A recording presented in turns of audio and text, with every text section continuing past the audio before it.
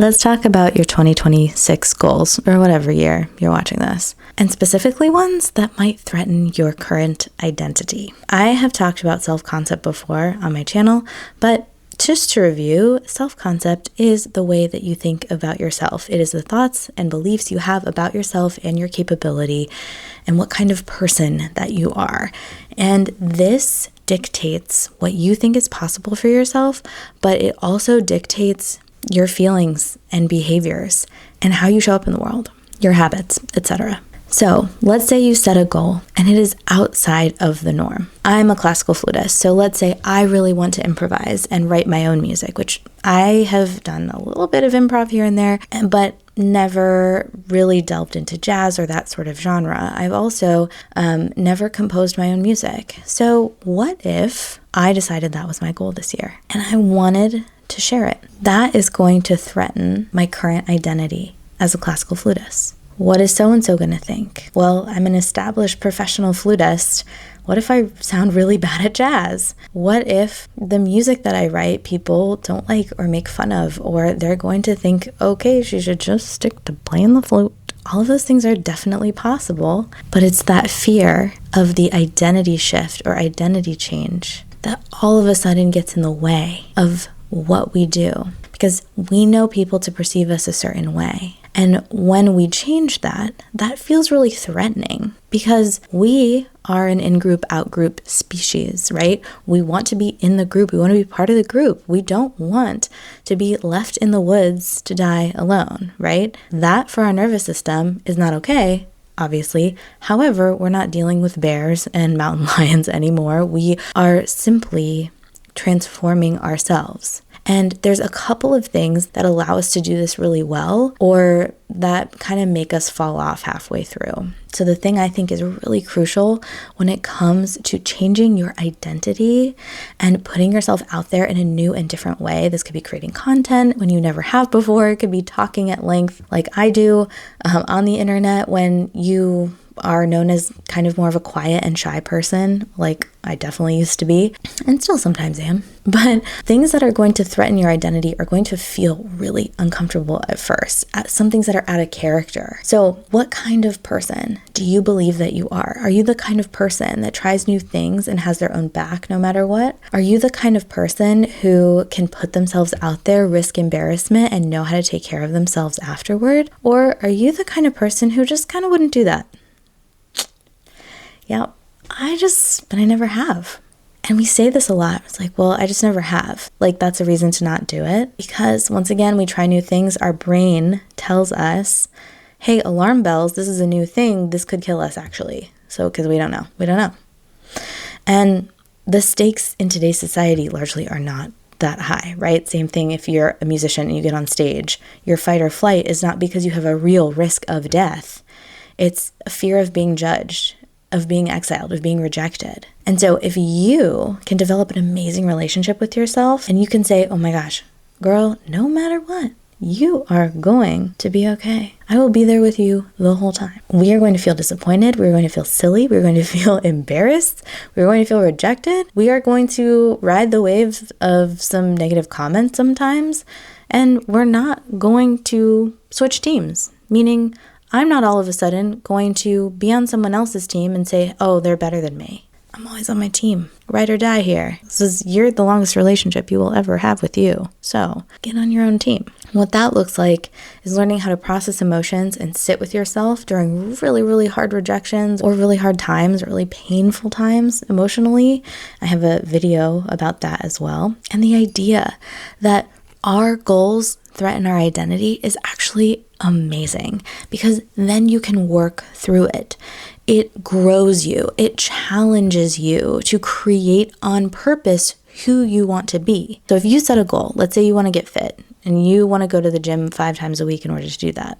If you say, I'm the kind of person that goes to the gym 5 times a week, but you don't yet, are you going to believe it? Probably not, right? Because you don't have evidence for it. We either have to create evidence in our mind and then in our actions, or we can say, I'm becoming the kind of person who does this. and practicing that thought intentionally, not just saying it once into the void or like once into the mirror and hoping that your brain's going to remember it. We need to be reminded more than we need to be taught.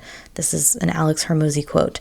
And that is so true. Our brain is not going to remember our new identity all of a sudden. We don't just write down our new identity on New Year's and like let it go because our brain won't remember it. It doesn't matter if it's New Year's. That's why people make vision boards. That's why I write thoughts I'm practicing on Post-its and put them everywhere. And so they constantly remind me, oh yeah, that's right. Okay. Let's think that thought. Practicing thoughts that aren't necessarily your goal, but believable ones along the way that are either neutral or saying, oh, I'm becoming this kind of person. You need to tell your brain to think these thoughts. If you're a musician, it's very similar to practicing. If you're making an embouchure change, if you're making a posture change, you have to remind yourself constantly because your body has learned a different way. That's not bad. But you just want it to learn a new way. And it's not going to do that if you just go to your lesson once and then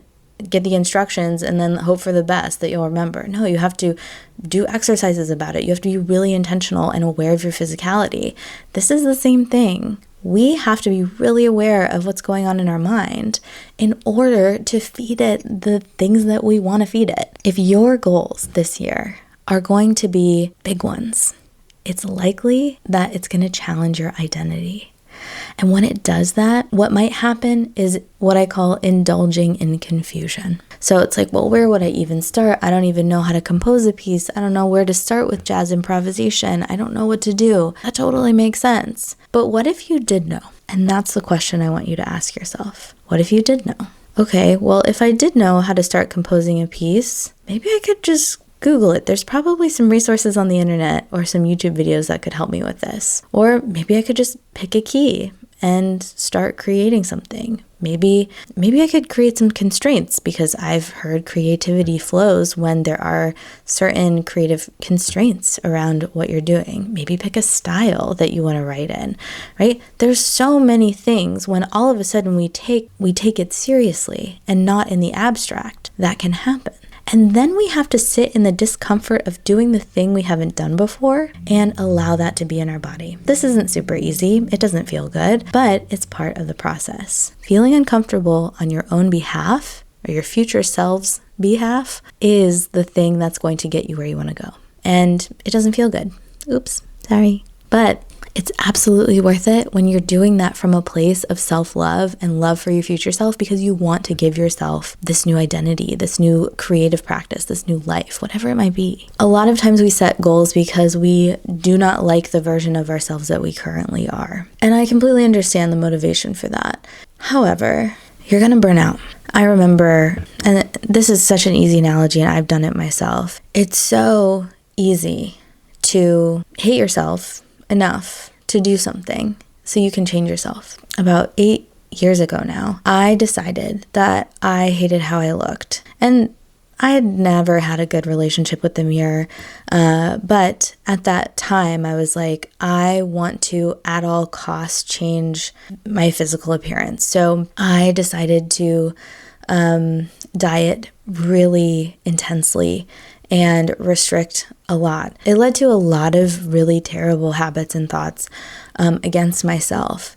I felt like I was fighting myself every single morning. I would pick myself apart in order to motivate myself to stay on track. And the thing that happens when you do that, and I remember I would put a Post-it up every day. I did like my calorie goal, intermittent fasting, and like I was doing keto, which you're not supposed to do for a very long time. But I didn't care because I was wanting to do it at all costs. And I remember putting Post-its up on my wall for every day I achieved those things.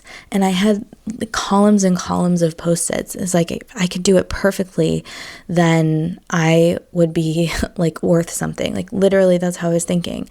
So I could see visually, and now I love that I kind of have this visual in my mind of like a wall of Post-its where I did do all of those things. And at the end of it, when I decided and I heard, that there could be real health implications for doing that diet for a long time, and I started going off of it. Obviously, the way I got there was keto. You go off keto, you gain weight back. That's just what happens. And because I was in the process of hating myself so much, and that became my habit, that was my mode of operation, that was my motivation, that when I gained a bit of weight, let's say 5 pounds, not excessive, I thought the world was going to end. I thought I was absolutely panicked. Because it's not the mirror, it's not you as a person, or it wasn't me as a person who is dictating my feelings. I can't look a certain way enough to make me feel excited to see myself in the mirror, which I am now. And it's like so exciting. Anyway, but my body does not dictate my emotions, my thoughts do. And my thought habits and beliefs, because a belief is just a practiced thought, or that I don't like myself, I need to change. And if you practice that thought enough, it becomes a habit. And I could see visually how many days in a row, hundreds of days in a row, that I had practiced that habit. And over time, it really messed with my quality of life, the amount that I thought about my body and food. And all of this is to say, not all goals are created equal, because now if I want to change something about my appearance, I'm going to do it because I want to give my future self that experience out of love. If I want to grow my YouTube channel, I'm going to do that for my future self, out of love for my future self, not out of, oh my gosh, I have to do something to prove something to either myself or someone else. I got nothing to prove anymore. And so how do you cultivate motivation and goals when you have nothing to prove? Is really through a deep security and love for your future self. Goals at all costs, your mental and physical health included, don't recommend. I don't recommend that.